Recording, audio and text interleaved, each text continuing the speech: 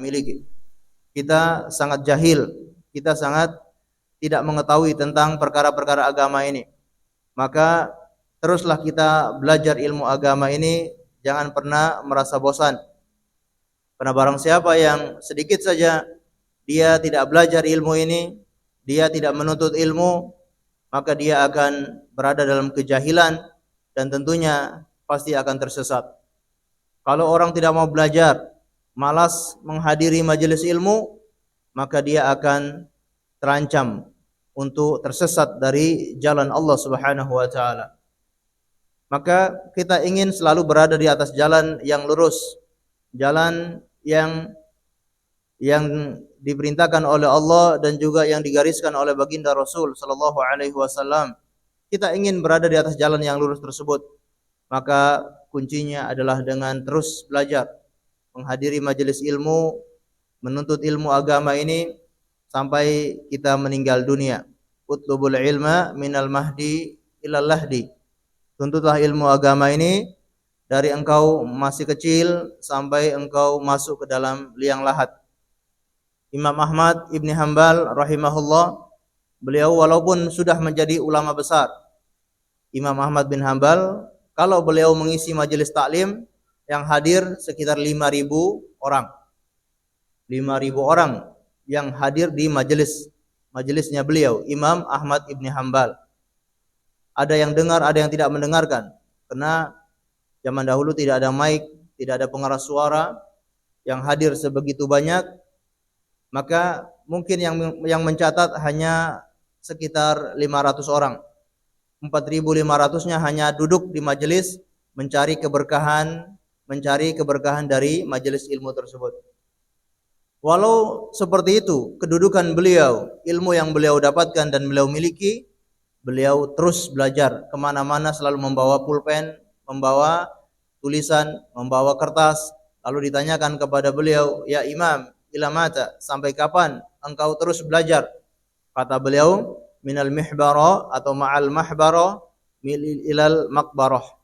Dari pena ini, dari pulpen ini sampai liang lahat, sampai kuburan. Inilah himmah, cita-cita yang tinggi yang dimiliki oleh para ulama. Imam Ibnu Jarir At-Tabari, ketika beliau usianya sudah sangat tua, beliau meminta murid-muridnya untuk mengumpulkan 10.000 kertas. Beliau ingin menulis tafsir. Maka murid-muridnya mengatakan, wahai Imam, engkau belum selesai menulis, engkau sudah meninggal dunia. Kata beliau, matatil himam. Himmah kalian, cita-cita kalian sudah mati. Walaupun kalian masih muda, tapi cita-citanya sudah mati. Beliau usianya sudah tua, namun cita-citanya masih besar. Akhirnya beliau menyelesaikan tafsir At-Tabari, tafsir Ibnu Jarir At-Tabari yang sangat berjilid-jilid tersebut. Ini yang harus kita contoh mereka, terus belajar, karena inilah warisannya para nabi. Para nabi tidak mewariskan rambut, tidak mewariskan bejana, teko, piring. Para nabi tidak mewariskan itu semuanya. Yang diwariskan oleh para nabi kepada kita adalah ilmu. Innal ulama warasatul anbiya wa innal anbiya lam yuwarrathu dinaran wala dirhaman, innama warrathul ilma faman akhadahu akhadha bihadin wafir. Sesungguhnya para ulama adalah pewarisnya para nabi, dan para nabi itu mereka tidak mewariskan dinar maupun dirham, melainkan mereka mewariskan ilmu.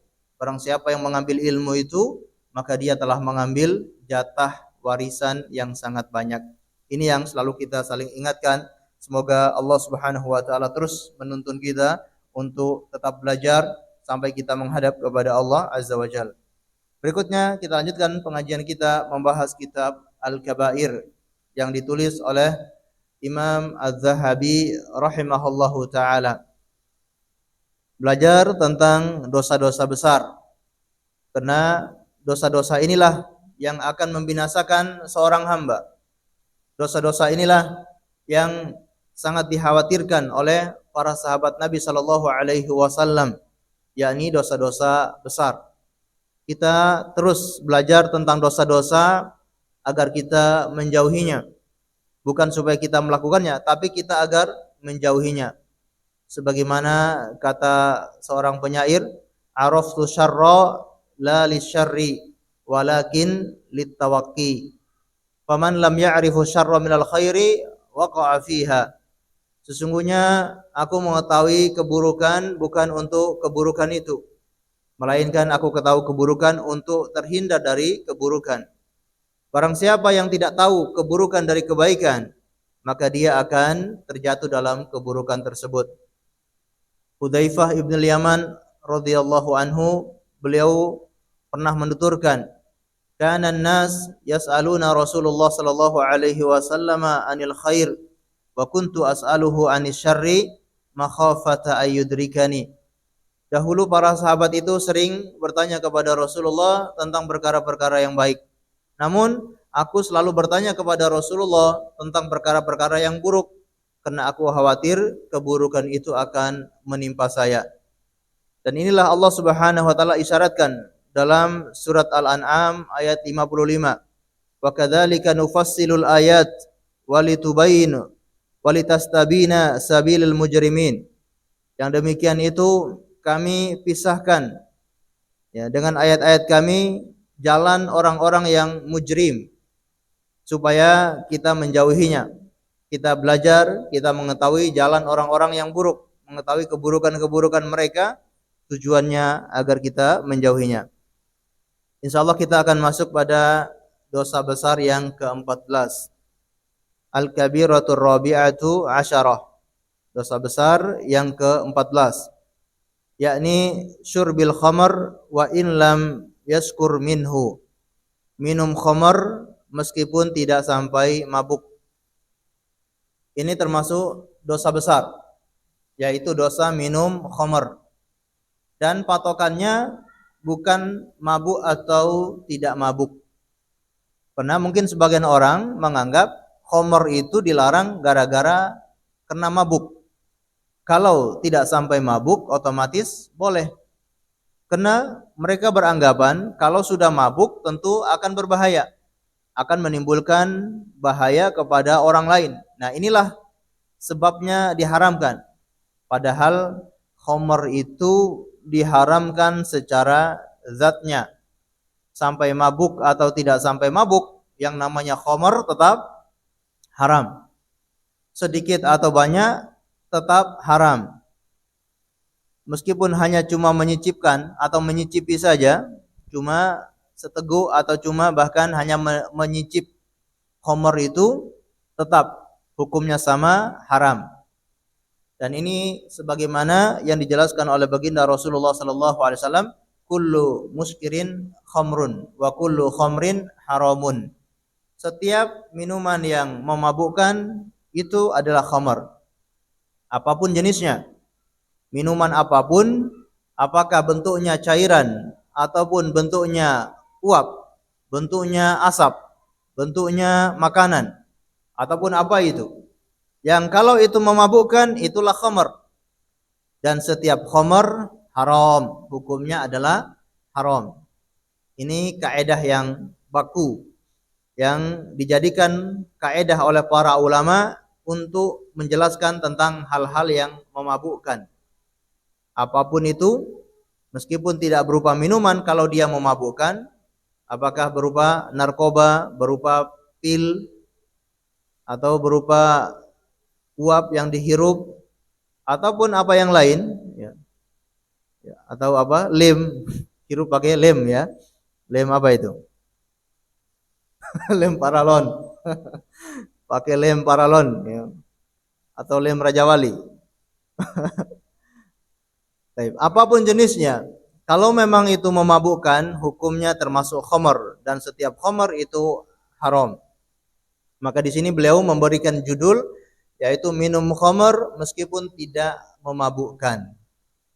Di sini Imam Az-Zahabi rahimahullah membawakan beberapa dalil, baik dari Al-Quran maupun dari hadis Rasulullah. Dalil yang pertama adalah surat Al-Baqarah ayat 219. Qala Allah Ta'ala, yas'alunaka 'anil khamri wal maisir qul fihima ithmun kabiru wa manafi'u linnas wa ithmuhuma akbaru min naf'ihima. Mereka bertanya kepadamu tentang khamr dan perjudian, katakan kedua itu termasuk dosa besar, akan tetapi dia memiliki manfaat, namun dosanya, bahayanya lebih besar. Menggunakan dua buah ini untuk rizki yang baik, daripada sebagai khamr, mendingan dijadikan rizki yang baik. Baik, jadi belum ada larangan sama sekali dalam ayat ini. Kemudian ayat yang kedua, yaitu yang dibawakan oleh beliau di sini, yas'alunaka 'anil khamri wal maisir. Mereka bertanya kepadamu tentang khamr dan perjudian. Katakan, pada khamr dan perjudian itu yaitu dosa besar, bahayanya sangat besar, akan tetapi ada manfaatnya juga. Di sini juga belum ada larangan dari Allah Subhanahu wa taala. Allah hanya menerangkan agar mereka mau berpikir kalau khamr itu punya bahaya. Walaupun memang kenyataannya khamr itu punya manfaat. Ya, dari khamr itu bisa punya manfaat. Misalkan orang bisa sembuh penyakitnya dari khamr. Ya, ada yang pengobatan menggunakan khamr. Atau ada yang akhirnya badannya bugar, sehat, tidak kedinginan gara-gara khamr. Nah, tentu ini semua ada manfaatnya, tapi Allah tegaskan, wa itsmuhuma akbaru min naf'ihima. Dosanya itu atau keburukannya itu lebih besar daripada manfaatnya. Ayat yang ketiga yaitu dibatasi. Sebagaimana kata Allah Subhanahu wa taala, la taqrabus salata wa antum sukara. Jangan kalian mendekati salat dalam keadaan kalian itu mabuk. Hatta ta'lamu ma taqulun, supaya atau sampai kalian sadar, kalian tahu apa yang kalian ucapkan. Dalam surat An-Nisa ayat 43. Kemudian yang terakhir, Allah Subhanahu wa taala turunkan ayat yang mengharamkan khamr secara tegas. Setelah turun ayat ini, khamr sudah haram selama-lamanya. Yaitu ayat yang beliau bawakan kedua ini, ya ayyuhalladzina amanu innamal khamru wal maisiru wal ansabu wal azlamu rijsun min amalis syaitan fajtanibuhu la'allakum tuflihun. Wahai orang-orang yang beriman, sesungguhnya khamr dan perjudian itu dan juga patung-patung dan juga mengundi nasib itu semua adalah dosa, rijsun, najis, termasuk amalan syaitan. Jauhilah oleh kalian agar kalian menjadi orang yang beruntung. Ini ayat yang terakhir yang mengharamkan khamr secara mutlak. Tidak ada setelahnya pembolehan untuk mengkonsumsi khamr. Dan memang Allah Subhanahu wa taala sengaja mengharamkan khamr secara bertahap. Karena masyarakat jahiliyah mereka orang-orang yang tidak lepas dari khamr. Masyarakat jahiliyah mereka tidak lepas dari khamr. Khamr itu sudah menjadi makanan atau minuman sehari-hari.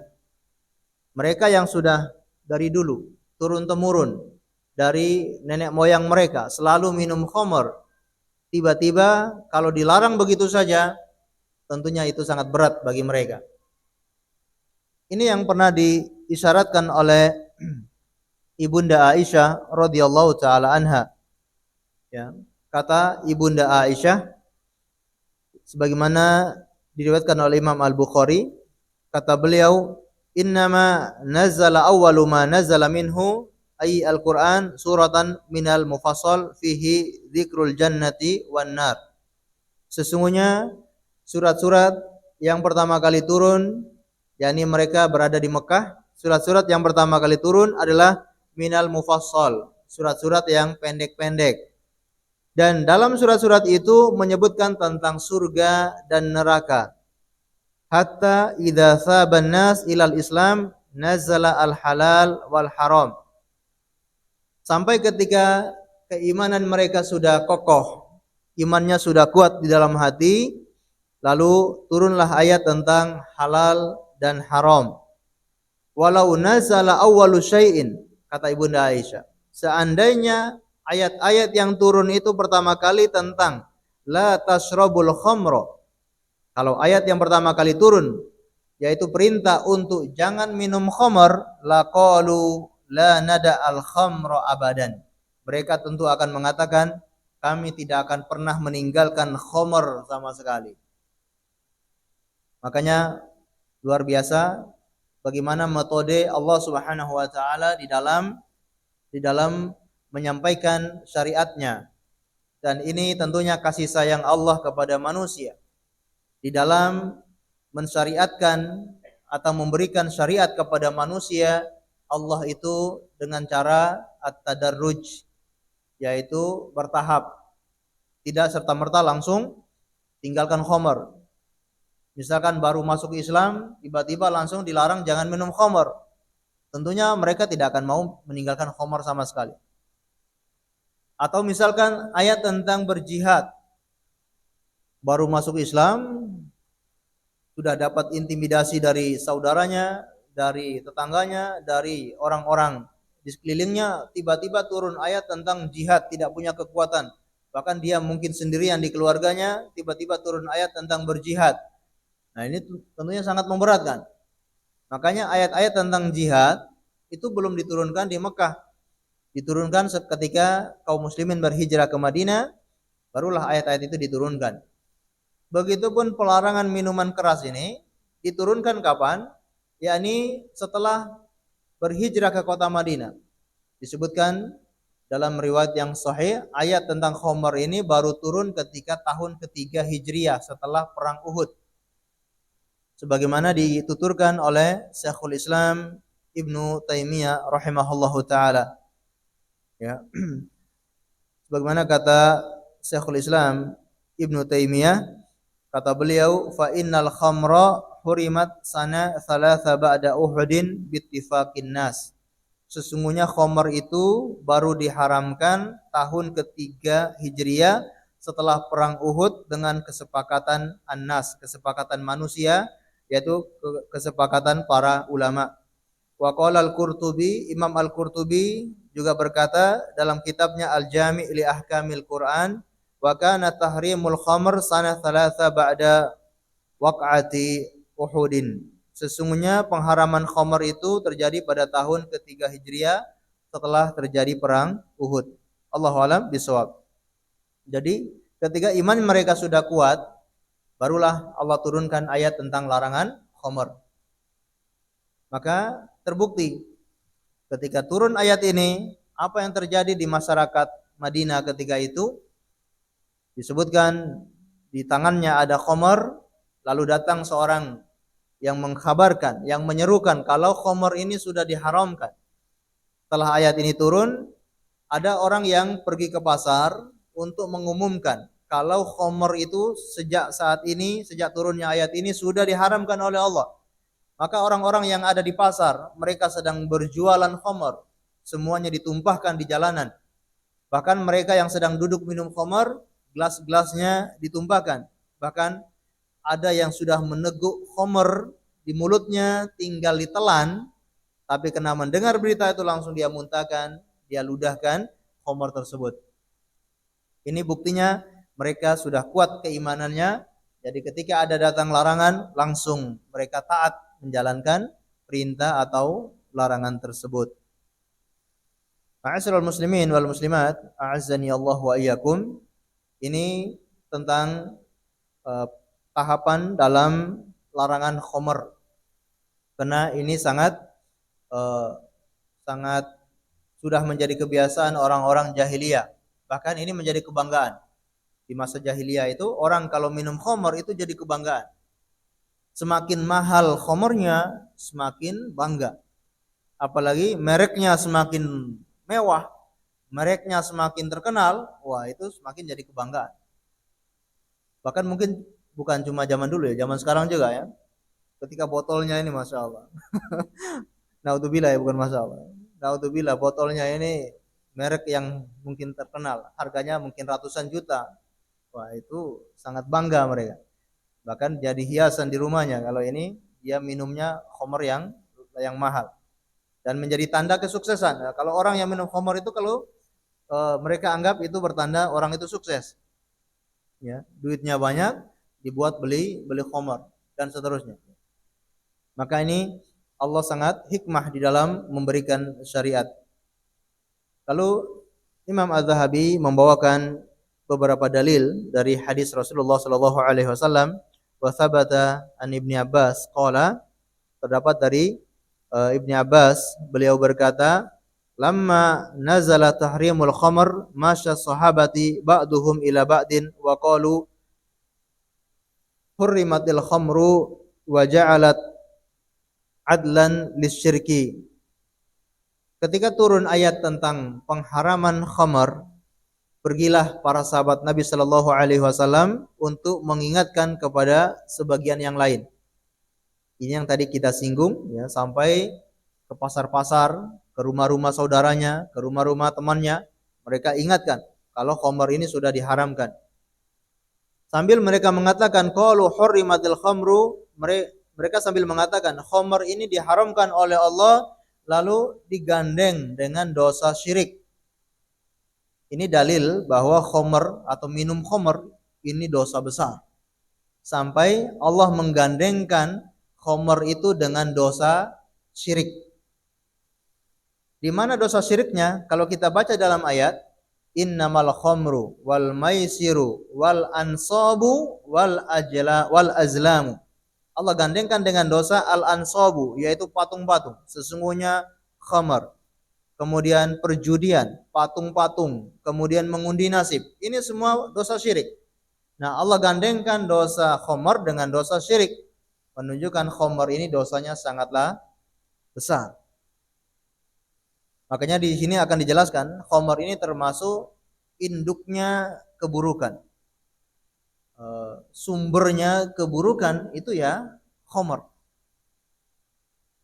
Wa dhahaba Abdullah ibn Umar ila anna al-khamr akbarul kabair.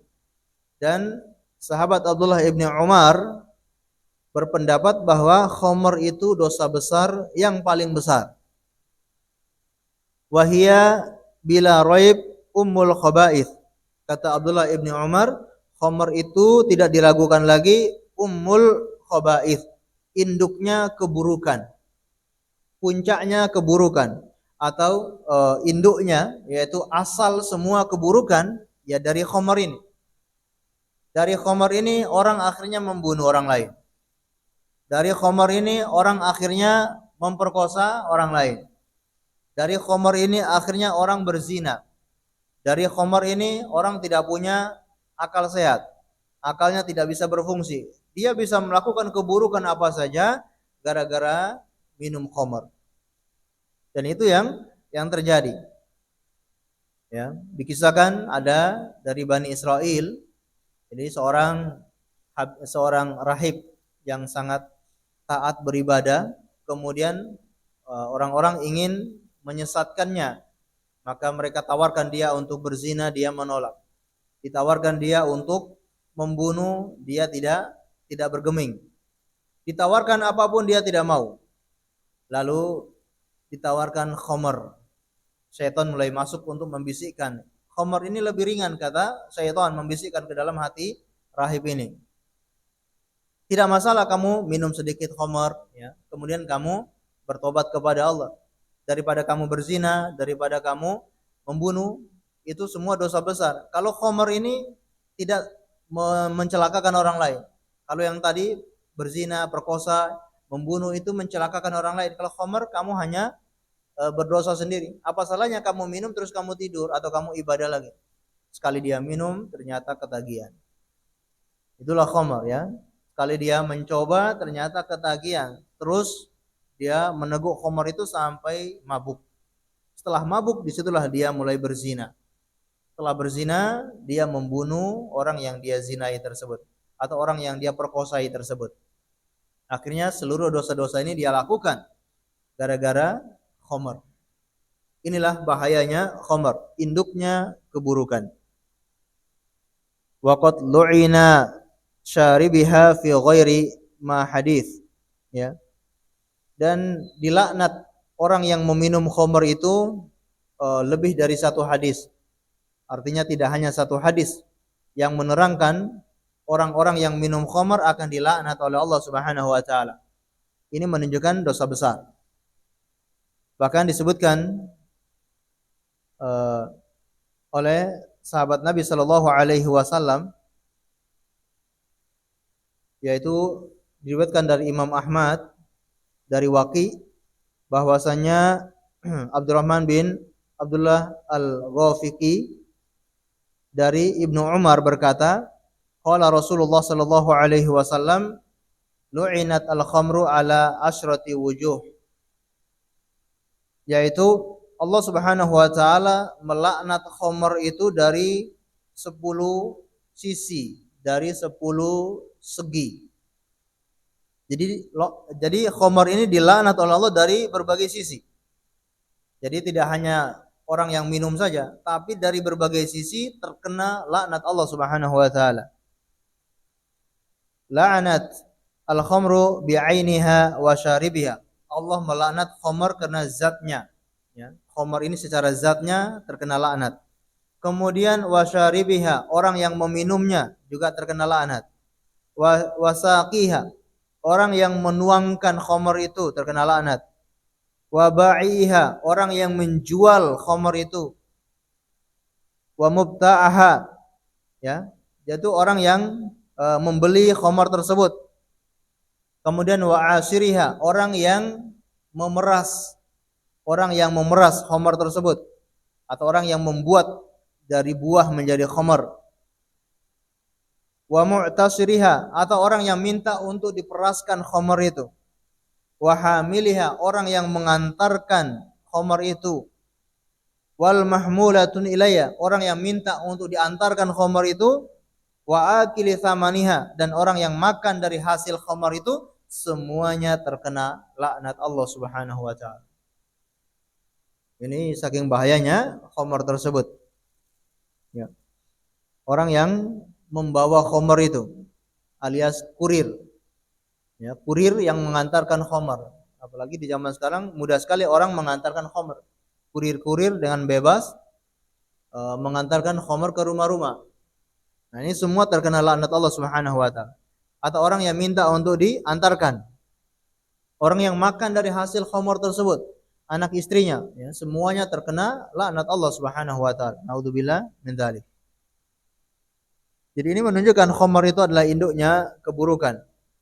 Orang akalnya bisa rusak, akalnya seharusnya cerdas, akalnya seharusnya bisa digunakan untuk hal-hal yang bermanfaat. Tapi karena terpengaruh dengan khamr atau bahkan sampai kecanduan khamr, sehingga akal itu menjadi rusak. Padahal akal ini termasuk syariat memerintahkan kita untuk menjaga akal tersebut. Sebagaimana kita menjaga nyawa, menjaga nyawa, menjaga kehormatan, begitupun akal ini harus dijaga agar akal tetap salim, akal ini tetap sehat, jangan sampai akal ini rusak.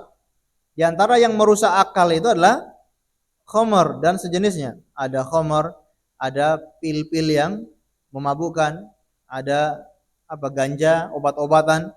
Ini semua akan merusak akal. Bahkan orang bisa jadi ya, sampai beberapa hari dia tidak sadar. Fly. Ya. Apa bahasa Jawanya? Kecabung itu apa? Ada yang pakai kecabung akhirnya sampai bukan hanya 3 hari, ya, bisa 1 bulan lebih. Ya, seperti orang yang linglung, orang gila itu enggak. Hah?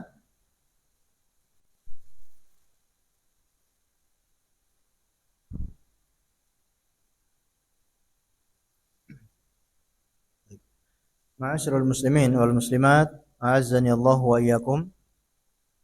Kita lanjutkan sedikit. Wa qala alaihi salatu wassalam, Rasulullah juga bersabda, man syaribal khamra fid dunya hurimaha fil akhirah. Muttafaqun alaih. Barang siapa yang meminum khamr di dunia, maka diharamkan minum khamr di akhirat. Tentunya di akhirat, yakni di surga, disediakan khamr bagi orang-orang yang beriman. Dan ini termasuk minuman yang lezat bagi penghuni surga, nikmat yang besar bagi penghuni surga, yakni minum khamr.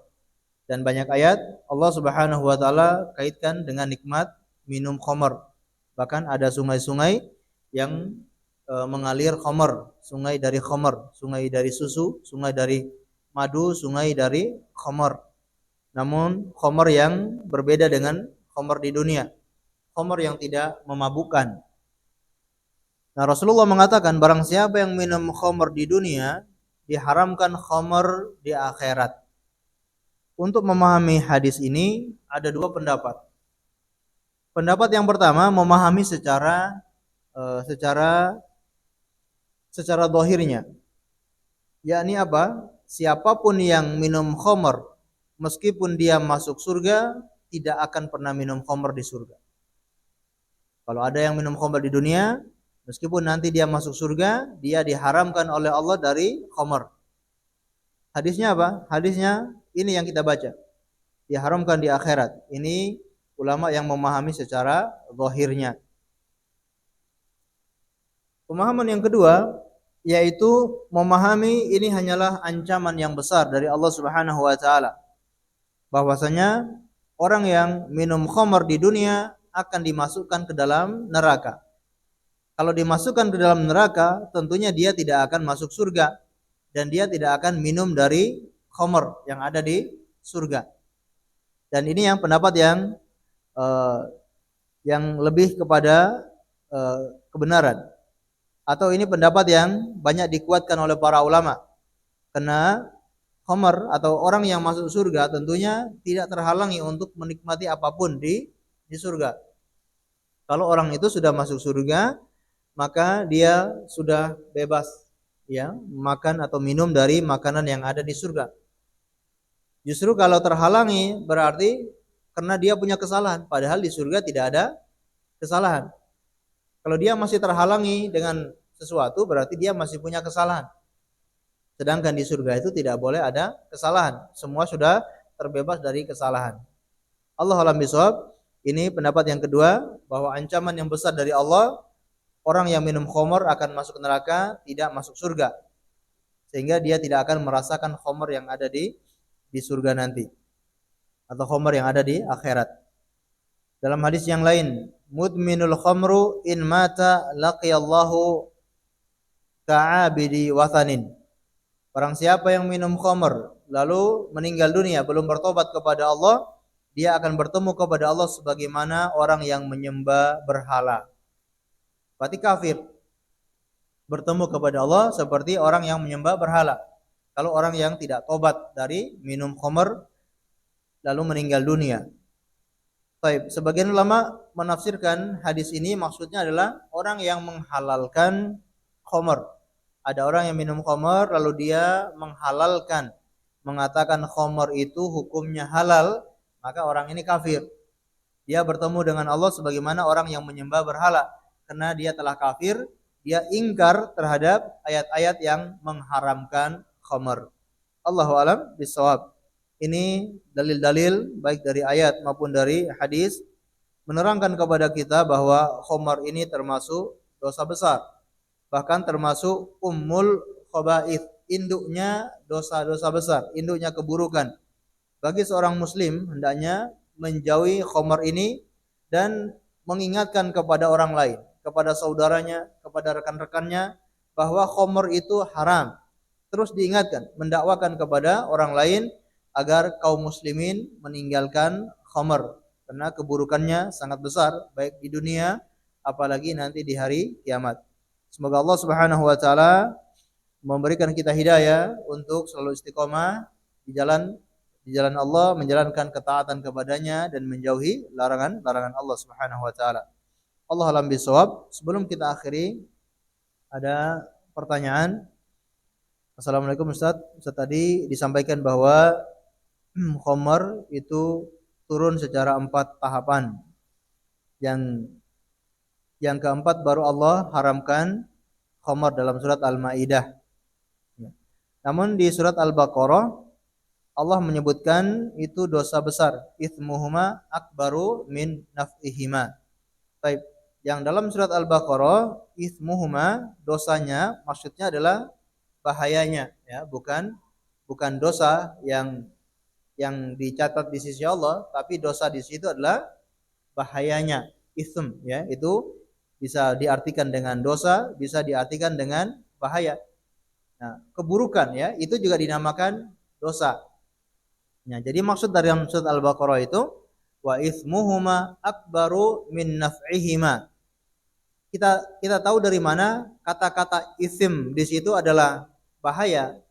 Karena ayat yang selanjutnya itu berbicara tentang manfaat.